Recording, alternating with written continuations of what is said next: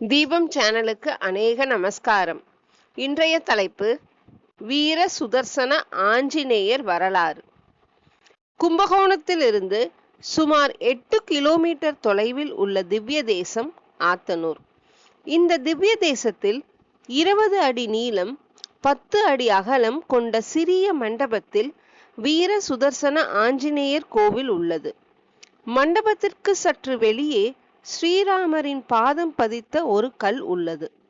சன்னதிக்குள் நுழையும் முன் பக்தர்கள் தங்கள் பிரார்த்தனையை ஸ்ரீராமரிடம் செலுத்துகிறார்கள்.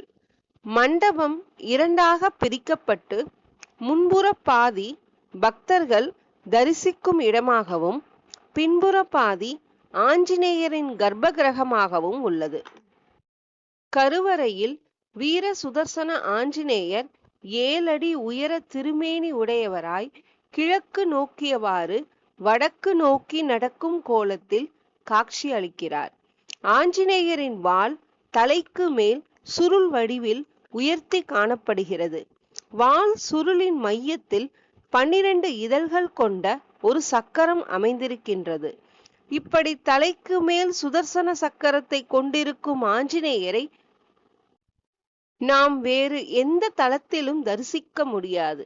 அவரது தலையின் மேல் நேர்த்தியாக கட்டப்பட்ட கேசத்தின் உச்சியில் ரக்கொடி எனப்படும் ஒரு ஆபரணத்தை அணிந்திருக்கிறார். இரு காதுகளிலும் தோள்களை தொடும் அளவு நீளமான குண்டலங்களை தரித்திருக்கிறார். வலது கையை உயர்த்தி அபய முத்திரையுடன் பக்தர்களுக்கு அருள்பாலிக்கிறார். நன்றி, வணக்கம்.